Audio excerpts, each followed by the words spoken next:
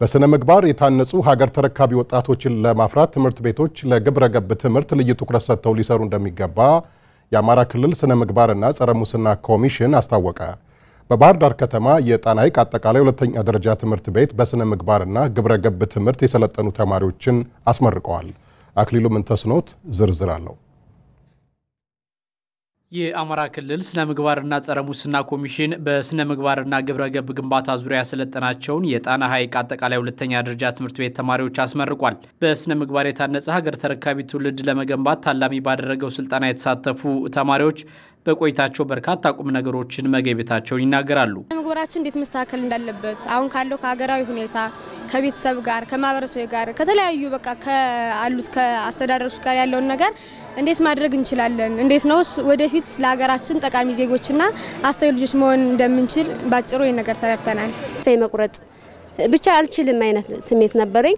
ይሄን ግብረ ገብ ትምህርት ከተማርኩ በኋላ ግን እንደምችል ምንም ያህል አስቸጋሪ ነገሮች እንኳን ቢደርስብኝ ከዛ ነገሮች መውጣት እንዳለብኝ ተመረለሁ። የ11ኛ ክፍል ተማሪው በቃሉ ጌታቸው ከትምህርቱ ጎን ለጎን የአጭር ጊዜ ስልጠናውን በመከታተል አጠናቋል። ከአባቶቻችን የወረስነውን መልካም ስነ ምግባር ወጣቶች ጠብቀን ማቆየት አለብን ያለው ኢትዮጵያ መጀመሪያ ማን ነበረች አሁንስ ምንድናትኝ ወደፊትስ ምን ማድረግ ነው ያለብን የሚለውን ከአባቶቹ የተረከበውን እያንዳንዱን አደራ አንደኛው ደግሞ የስነ ምግባር ነው። ከአባቶች የተቀበል ነው። ስነ ምግባሩን አስጠብቆ በውጭ ባህል ሳንመረስ የመጣብን አለ የውጭ ቀኛ አዙር ግዛት ነው አሁን ያለብን ከአለባበስ ከተለያየ ነገር አንስቶ እሱ መቅረፍ አለበት ነው ወጣቱ። ከሰልጣኝ ተማሪዎች ጋር የነበራቸው ቆይታ መልካም እንደነበር የአማራ ክልል ስነ ምግባርና ጸረ ሙስና ኮሚሽን የፊት ለፊት ትምህርት ስልጠና ባለሙያና መምህር ጥሩ ዓለም አስማማው ተናግረዋል።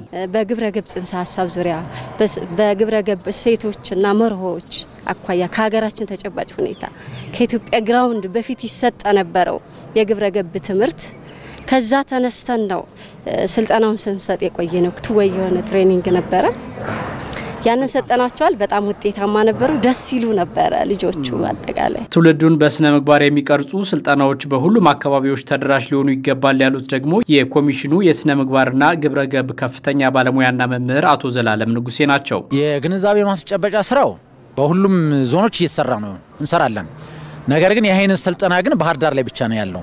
ሰፊ ጊዜ ሰፊ ሰዓትን ይጠይቃል፣ በጀት ይጠይቃል፣ ገንዘብ ይጠይቃል፣ ጉልበት ይጠይቃል፣ ብዙ ነገር ይጠይቃል። ምናልባት እንግዲህ ወደፊት ከዞን አስተዳደሮች ጋራ እየተነጋገርን ወጪዎችን የሚሸፍኑ ከሆነ ይህንን ስልጠና በቀጥታ ወርታችን እናወርዳለን። ይሄ በኮሚሽኑ ነው።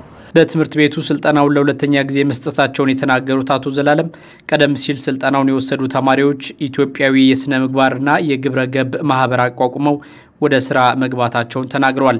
የጣና ሐይቅ አጠቃላይ ሁለተኛ ደረጃ ትምህርት ቤት ርዕሰ መምህር አቶ ሙጬ ባዘዘው በትምህርት ቤታቸው ለስነ ምግባር ትምህርት ልዩ ትኩረት ተሰጥቶ እየተሰራ መሆኑን ያብራሩት አንደኛ ትምህርት የተማሪ ውጤት ወይም የትምህርት ውጤት ከስነ ምግባር ጋር የተያያዘ ነው። አሁን አይተናል። ባለፈው 2014 ዓመተ ምህረት የነበረው የተማሪዎች ውጤት ኩረጃም የተማሪዎች መጥፎ ስነ ምግባር አንዱ ገጽታ ነው። እሱ ቀንሷል። እሱ የማይሆን መሆን በማወቃቸውና ወደ ተሻለ ነገር እንዲመጡ ግንዛቤ በመፈጠሩ ተማሪዎቻችን በአሁኑ ሰዓት የተሻለ ነገር እንዲሆኑ የክበቡን አጠናክረን የተሻሉ የክበቡ አመራሮችን አዋቅረን በተጽዕኖ ፈጣሪነታቸው የተሻሉ ተማሪዎችን ጨምረን በስነ ምግባራቸው ወጣ ያሉ ልጆች በዚያ ውስጥ ገብተው ያለውን የስነ ምግባር ክፍተት እንዲሞሉ ለማድረግ ከፍተኛ ስራ እየሰራን ነው። ሀገር ተረካቢ ወጣቶች በስነ ምግባር ታንጸው የሚያድጉበት የትምህርት ስርዓት ትኩረት ሊሰጠው እንደሚገባ የክልሉ ስነ ምግባርና ጸረ ሙስና ኮሚሽን ምክትል ኮሚሽነር አቶ ማሩ ቸኮል አሳስበዋል። ትምህርት ቤቶች የስነ ምግባር ክበቦችን በውጤታማነት እንዲመሩ በትብብር እየሰሩ እንደሚገኙም ነው የተናገሩት። አንድ ተስፋ ሰጪው ነገር ምንድነው? በክልሉ በሚገኙ ሁሉም የግልና የመንግስት ትምህርት ቤቶች የስነ ምግባር ክበብ እንዲቋቋም ከትምህርት ቢሮ ጋር በጋራ የሰራን ያለው ስራ አለ።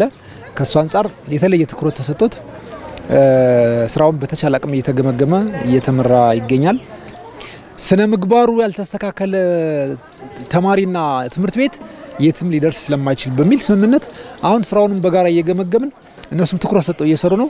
እንግዲህ በሂደት ውጤት ይመጣል ብለን ተስፋ እናደርጋለን እና ሌሎች አካላትን በዚህ መንገድ ነው ያቀናጀን በትብብር እየሰራን ያለን።